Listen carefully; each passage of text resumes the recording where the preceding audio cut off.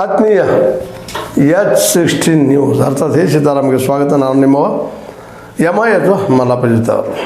ನಮ್ಮ H K ಪಾಟೀಲರು ಒಂದು ಸುದ್ದಿ ತಿಳಿಸಿದ್ದಾರೆ. ಆ ಸುದ್ದಿ ಸತ್ಯನ ಸುಳ್ಳನ ಅನ್ನುವಂಥದ್ದು. KPCC ಅಧ್ಯಕ್ಷ ಮುಖ್ಯಮಂತ್ರಿ ಬದಲಾವಣೆ ಎಂಬ ಚರ್ಚೆಗಳು ಪತ್ರಿಕೆಗಳ ಕಪೋಲ ಕಲ್ಪಿತ ಸುದ್ದಿಗಳು ಅಂಥೇಳಿ AICC ಅಧ್ಯಕ್ಷರಂತ ಖರ್ಗೆ ಅವರು ಹೇಳಿದ್ದಾರೆ ಅಂತೇಳಿ ಒಂದು ಬಾಂಬ್ ಬಿಟ್ಟಿದ್ದಾರೆ. ಹೌದಾ? ಕಪೋಲ್ ಕಲ್ಪಿತನ ಇದ್ದರೂ ಇರ್ಬೋದು, ಇಲ್ಲ ಅಂತ ಹೇಳೋಕ್ಕಾಗೋಲ್ಲ. ಯಾಕಂದರೆ ಇವತ್ತು ಗೋಧಿ ಮೀಡಿಯಾ ಅಂತ ಸಾಧ್ಯಷ್ಟು ಮಟ್ಟಿಗೆ ಕಾಂಗ್ರೆಸ್ಸನ್ನು ಆದಷ್ಟು ಕರ್ನಾಟಕದಿಂದ ಓಡಿಸ್ಬೇಕು ಅಂತ ಸಿದ್ಧ ಪ್ರಯತ್ನ ಮಾಡ್ತಾ ಇದೆ. ಅದರಲ್ಲಂತೂ ಎರಡು ಮಾತಿಲ್ಲ. ಮತ್ತು ಅದು ಮಾಡೋದು ಅದ್ರ ಕೆಲಸ. ಯಾಕಂದ್ರೆ ವಿರೋಧ ಪಕ್ಷ ಆದಷ್ಟು ನಾವು ಅಧಿಕಾರ ಬರಬೇಕು, ತಮ್ಮೊಳಗೆ ಅಧಿಕಾರ ಇರಬೇಕು, ನಾವು ಮುಂದುವರಿಬೇಕು, ಎಲ್ಲರಾಗಿ ನಮ್ಮೂ ಆಗಬೇಕು ಅನ್ನೋದು ಎಲ್ಲರದ್ದು ಬಯಕೆ. ಇದು ಕೇವಲ BJP ಅಷ್ಟೇ ಅಲ್ಲ, ಕಾಂಗ್ರೆಸ್ಸಿಂದು ಹೌದು.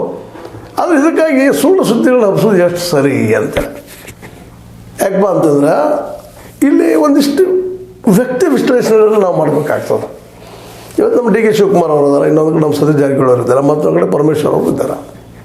ಇವರು ಮೂರು ಮಂದಿ ಮಧ್ಯದಲ್ಲಿ ಕದನ ನಡೆಯೋದಿಲ್ಲ. ಯಾರಪ್ಪ ಮುಖ್ಯಮಂತ್ರಿ, ಯಾರಪ್ಪ ಅಧ್ಯಕ್ಷ ಅಂತೇಳಿ. ಒಂದು ಕಡೆ ದಲಿತ ಮೂವ್ಮೆಂಟ್ ಹಿಡ್ಕೊಂಡು ಹೋಗ್ತಿರುವಂಥ ಸತೀಶ್ ಮತ್ತು ನಮ್ಮ ಪರಮೇಶ್ವರ್ ಅವರು. ಮತ್ತು ಸತೀಶ್ ಅವ್ರಿಗೆ ಗೊತ್ತದೇನು, ವಯಸ್ಸಿನವ್ರು ಸಣ್ಣವರು, ಪರಮೇಶ್ವರ್ ಅವರು ದೊಡ್ಡವರಿದ್ದಾರೆ. DKಶಿಗೆ ಪ್ರಬಲ ಪ್ರತಿಸ್ಪರ್ಧೆ ಆಗ್ತಾರೆ ಅಂತ ಒಂದು ನಂಬಿಕೆ ಅವ್ರಿಗಿದೆ. ಆ ದಿಶೆಯಲ್ಲೇ ಮತ್ತು ಅದ್ರ ಜೊತೆಗೆ ಅವರು ಹಿಂದುಳಿದ ವರ್ಗಗಳ ಅಹಿಂದದ ಮೂಮೆಂಟಲ್ಲೇ ತಮ್ಮನ್ನು ತಾವು ಗುರುತಿಸ್ಕೊಂಡು ಬಂದಿದ್ದಾರೆ. ಆ ಸರಿಯೋ ತಪ್ಪು ಅದು ಬೇರೆ ವಿಷಯ. ಬಟ್ ಗುರುತಿಸ್ಕೊಂಡಿದ್ದೀನಿ ಸುಳ್ಳಲ್ಲ. ಬುದ್ಧ ಬಸವ ಗಾಂಧಿ ಅಥವಾ ಬುದ್ಧ ಬಸವ ಅವರು ತಮ್ಮ ವಿಚಾರಗಳನ್ನು ಹೇಳ್ತಾ ಹೋಗ್ತಾ ಇರ್ತಾರೆ. ಅಂಬೇಡ್ಕರ್ ನೆಲಗಟ್ಟಿನಲ್ಲೇ ಇಲ್ಲಿ ಒಂದು ಅವರ ಏನಪ್ಪ ಆರ್ಥಿಕ ಸ್ಥಿತಿ ಬಗ್ಗೆ ಚರ್ಚೆ ಮುಖ್ಯ ಅಲ್ಲ, ಅವ್ರ ಸಿದ್ಧಾಂತ ಬಗ್ಗೆ ಅವ್ರು ಆ ರೀತಿ ಹೊರಟ್ರೆ. ಪರಮೇಶ್ವರ್ ಅವರು ಸಾಕಷ್ಟು ಅವರು ನಮ್ಮ ಯೂನಿವರ್ಸಿಟಿಗಳ ಜೊತೆಗೆ ಅನೇಕ ಕಾಲೇಜುಗಳನ್ನು ಮಾಡಿದವರು. ಒಂದು ರೀತಿ ಅವರು ಕಾರ್ಪೊರೇಟ್ ಇದ್ದಂಗೆ ಆಗಿದ್ದಾರೆ. ಆ ಮಾತು ಬೇರೆ. ಯಾಕೆಂದರೆ ದಲಿತರಲ್ಲಿ ಒಬ್ಬ ಕಾರ್ಪೊರೇಟ್ ಆಗಿದ್ದಾರೆ. ತುಮಕೂರಲ್ಲಿ ಹೋದ್ರೆ ಅವ್ರ ಸಂಸ್ಥೆಗಳು ಕಾಣ್ತ ನಮಗೆಲ್ಲ.